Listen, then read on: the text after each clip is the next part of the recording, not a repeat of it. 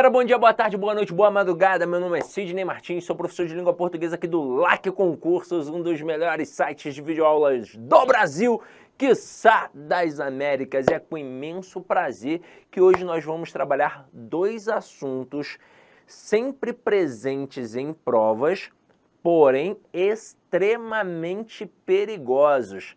Na aula de hoje, eu vou dividir a primeira etapa em pontuação e a segunda etapa em colocação pronominal. E por que são assuntos perigosos? Porque eles exigem conhecimento de outros assuntos. Então, eles exigem conhecimentos de outros assuntos. Então, imagina o seguinte, eu tenho como mandar bem em pontuação sem dominar a análise sintática? Não, impossível. Eu tenho que saber, sim, o que é um sujeito, o que é um predicado, objeto direto, adjunto adverbial e por aí vai. Eu tenho como mandar bem em colocação pronominal sem dominar a transitividade? Sem saber identificar um verbo transitivo direto, um verbo transitivo indireto? Não, impossível. Então, neste momento, você tem que ter em mente que é o passo a passo. Se você não entendeu muito bem a parte de transitividade, a parte ali da análise sintática com o sujeito, né, para olhar o que era sujeito, objeto direto, objeto indireto, não tem problema não, porque o segredo é visualizar várias e várias vezes o mesmo conteúdo. Então, por mais que você não tenha entendido na plenitude uma aula passada, vá adiante. Não tem problema, vá adiante, até porque o ideal é que você volte e veja de novo. Então talvez você não tenha entendido muito bem na primeira, mas na segunda já vai entender. E não entendi na segunda também não, Sidoca, não tem problema, na terceira você vai entender. Água mole e pedra dura, tanto bate até que fura, é assim. Cada um tem um ponto de partida, cada um tem a sua própria dificuldade. Só você sabe a tua lacuna. Poxa, estudei numa escola ruim, não queria saber de nada da hora do Brasil na época da escola. Então, para você, obviamente, a trajetória vai ser um pouco mais árdua. Porém, não impossível, tá? Então, vamos aqui começar com a nossa brincadeira. Olha o que a gente tem aqui. Primeiro camaradinha que a gente vai estudar é a pontuação. E aí, veja aqui o conceito que a gente vai abordar.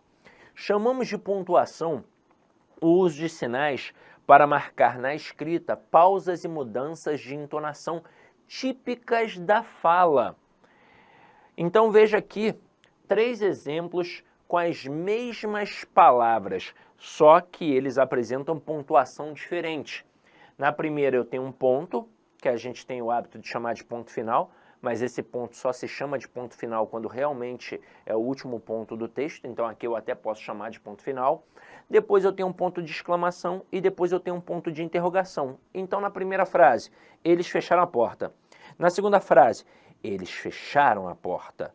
E na terceira frase, eles fecharam a porta? Muda de forma sutil, é muito pouco, mas ainda assim muda. E essas entonações são próprias da nossa fala. Antigamente, os textos não tinham essas pontuações, até porque o texto ele sempre foi feito para ser lido em voz alta. Então, na hora da leitura, o camarada ia empregando, ele ia impondo a entonação dele. Depois, com o tempo, obviamente, perceberam que era necessário colocar, até porque nem todo mundo tinha uma oratória tão perfeita. Então, esses sinais de pontuação foram entrando. Mas em concurso, veja aqui, ó, nos concursos são frequentes as questões sobre vírgula, ponto e vírgula, 2 pontos, travessões e parênteses. Veja que eu destaquei a vírgula porque é o principal elemento do concurso público.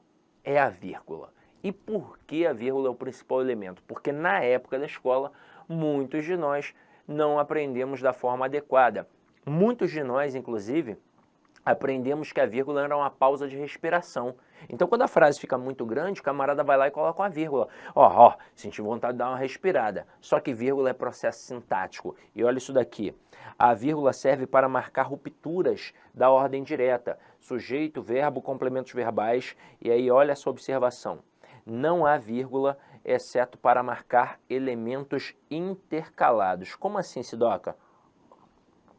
Eu não entendi muito bem esta parte.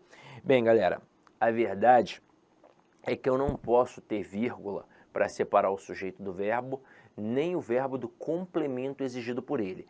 E muitos ainda confundem essa dinâmica, fora que a gente ainda vai trabalhar um tópico bem perigoso. Então vamos com muita calma aqui agora, como se nós estivéssemos numa turma presencial, eu fazendo pergunta para você, você me respondendo, eu vou imaginar que você está me respondendo e você vai imaginar aí tudo que eu vou trazer agora para a nossa aula, tá?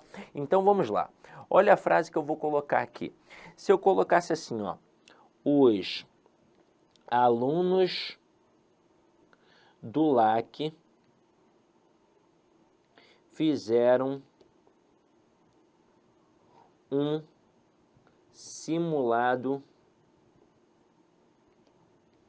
ontem. Pergunta que eu vou fazer. Nesta frase, é para ter vírgula ou não? Ou seja, eu posso ou não colocar uma vírgula aqui? Alguns de vocês, provavelmente, já disseram assim, pode. E outros falaram não.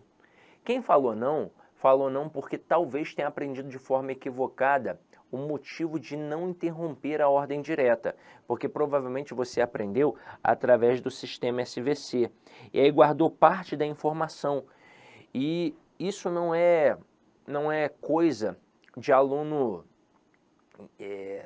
iniciante mais não, tá? Isso é coisa de aluno que já tem até um tempo e de aluno até bom, de aluno inclusive, quando eu digo até bom, né, de aluno diferenciado. Não um aluno que vai fazer um concurso público normal, mas um aluno que vai fazer um concurso público para ser professor de língua portuguesa, por exemplo. Ele fez a faculdade de letras e aí lá na faculdade de letras ele analisou esse sistema SVC, muito provavelmente deram a informação correta e precisa para ele, só que ele gravou sua parte. Ele gravou que não tem vírgula entre o sujeito e o verbo, e de fato não tem. Alguns autores dizem que não tem vírgula entre o sujeito e o predicado, seria a mesma dinâmica. Só que ele aprendeu, assim como talvez você tenha aprendido, que não tem vírgula entre o verbo e o complemento. E essa informação não é completa. O fato é que não tem vírgula entre o verbo e o complemento exigido por ele, no caso pelo verbo. E quem é o verdadeiro complemento do verbo? São os objetos. Então, quando eu coloco aqui, ó, no nosso material, complementos verbais, eu estou falando obrigatoriamente de um objeto, seja ele direto ou indireto. E aí a gente tem que bater palma para a tia Teteia da escola, porque ela explicou assim para a gente. Ao invés dela ter colocado o sistema SVC, ela colocou assim, ó, SVO e os adjuntos adverbiais. E aí se liga nisso daqui. Eu não posso ter vírgula, de fato, entre o sujeito e o verbo, nem entre o verbo e o objeto. Essa estrutura aqui, ó, não pode ter interrupção, não pode ter uma ruptura, a não ser que eu coloque elementos intercalados. Como assim? Eu não posso colocar uma vírgula única, uma vírgula unitária, entre o sujeito e o verbo.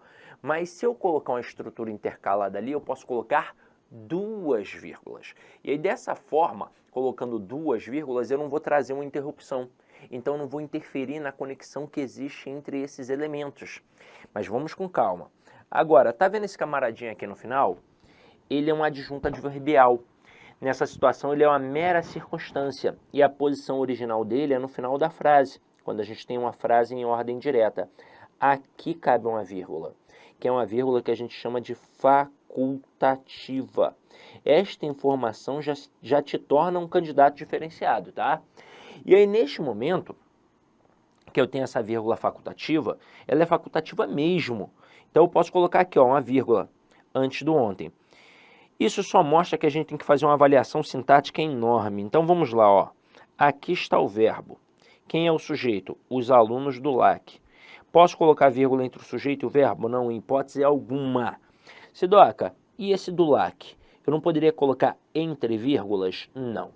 Da mesma forma que eu não coloco vírgula entre o verbo e o seu complemento, eu também não coloco entre o nome e o complemento do nome, e muito menos, como aqui, entre o nome e o adjunto. E do lá, que é um adjunto adnominal, está ligado ao substantivo concreto alunos. É para mostrar que são os alunos do LAC e não de um outro curso, por exemplo. Então aqui é adjunto adnominal, valor caracterizante, valor de posse, eu não posso colocar entre vírgulas. Aí continuando, nesse contexto quem faz alguma coisa, é um verbo transitivo direto. E no caso eu fiz o que aqui, ó? Eu fiz um simulado, é o nosso objeto direto. E o ontem? O ontem é um adjunto adverbial de tempo. Então realmente, ó, entre o sujeito e o verbo não tem vírgula, entre o verbo e o objeto não tem vírgula, mas esse camaradinho aqui apresenta esta vírgula que é facultativa. Detalhe, como é facultativa, significa que a presença ou a ausência dela não atribui prejuízo gramatical nem alteração de sentido. E quando esse adjunto adverbial está no final da frase, não importa o tamanho dele. Pode ter uma palavra, 2 palavras, 3 palavras, 4 palavras, 5 palavras, 10 palavras, não importa o tamanho dele, não importa a banca, não importa a área de atuação, não importa nada. A vírgula aqui é facultativa. Agora, quando é que o bicho começa a pegar? Quando a gente desloca esse adjunto adverbial. E deslocar o adjunto adverbial é tirá-lo da posição original. Não importa se é para o início da frase ou é para o meio. Tirei do final, eu desloquei. E aí é que vem a zona. Segundo a gramática, um adjunto adverbial deslocado de curta extensão, ou seja, pequeno, vai ter a possibilidade da vírgula facultativa. E um adjunto adverbial deslocado de longa extensão, ou seja, grande, vai ter a vírgula obrigatória. É assim que rege a gramática tradicional. E detalhe, a ABL também se posicionou, definiu um negocinho que daqui a pouco eu vou contar para vocês. O problema é que as bancas não adotaram isso de forma uníssona, de forma coesa. Tem banca que adotou uma parada, tem outra banca que adotou outra parada. E por quê? Porque os gramáticos mesmos não entraram em consenso. Tem gramático que diz que 2 palavras já é um adjunto adverbial grande, tem gramático que diz 3, tem gramático que diz 4, tem gramático que diz até 5. Caramba, e aí, como é que eu vou fazer na hora da prova? Para nossa sorte, como eu disse, a ABL se posicionou. E a ABL, a Academia Brasileira de Letras, definiu que 3 ou mais palavras tornam um adjunto adverbial grande, portanto, vírgula obrigatória. Então, com uma palavra é pequeno, vírgula facultativa. Com 2 palavras é pequeno, vírgula facultativa. Com 3 palavras, vírgula obrigatória. Com 4, vírgula obrigatória. Com 5, vírgula obrigatória. Então, a partir de 3, a vírgula é obrigatória. Só que, infelizmente, nem todas as bancas adotaram isso também. Agora, eu consigo definir para você quais bancas adotaram e quais bancas nem colocam a cara a tapa. Bem lá no passado, apenas 2 bancas se posicionavam, FCC e Sebrasp, que na época ainda era chamada de CESP. Então vou mostrar aqui para vocês com calma. Então vamos lá. Se eu deslocar e colocar ontem, vírgula, os alunos do LAC fizeram um simulado. Entenda que aqui você não precisa se preocupar com a banca, porque eu só tenho uma palavra. E se só tem uma palavra, o adjunto adverbial é pequeno para qualquer gramático e para qualquer banca. E detalhe, eu já escutei umas lendas urbanas aí meio loucas. Não importa quantas sílabas essa palavra tenha, tá? Quando eu falo de adjunto adverbial grande, eu não estou falando do tamanho de uma palavra. Pode ser inconstitucionalissimamente, é uma palavra só, é pequeno. Eu estou falando de palavras. Então, quando tem 3 ou mais palavras, aí é grande. Agora, quando tem só uma palavra, é pequeno para todo mundo, é pequeno para todos os gramáticos, é pequeno para todas as bancas. Então, aqui, qualquer banca poderia chamar essa vírgula aqui de facultativa.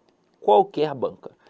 Então, existem 3 formas de o camarada cobrar isso na prova. Primeira, ele vai colocar a frase e vai dizer assim, ó, dentre as opções abaixo, assinale aquela que tem erro, ou que está certa, de acordo com o padrão culto da língua, ou de acordo com a pontuação. E aí você vai julgar.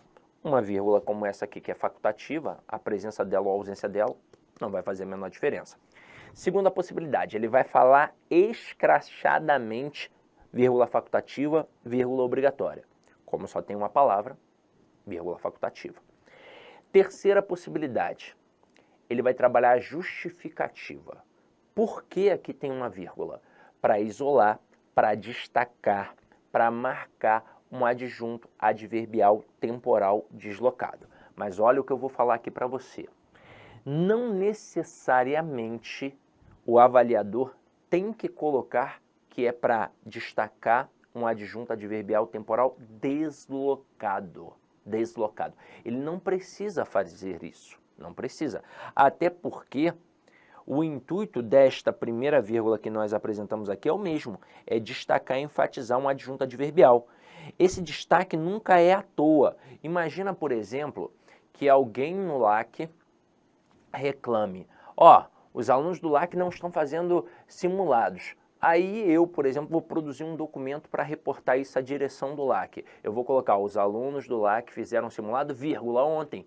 Para chamar a atenção para o ontem. Como é que estão dizendo que não estão fazendo simulado se ontem mesmo fizeram? Então, estou chamando a atenção para essa circunstância temporal. Então, quando alguém coloca uma vírgula numa adjunto adverbial, não importa se ele está na posição original ou deslocado.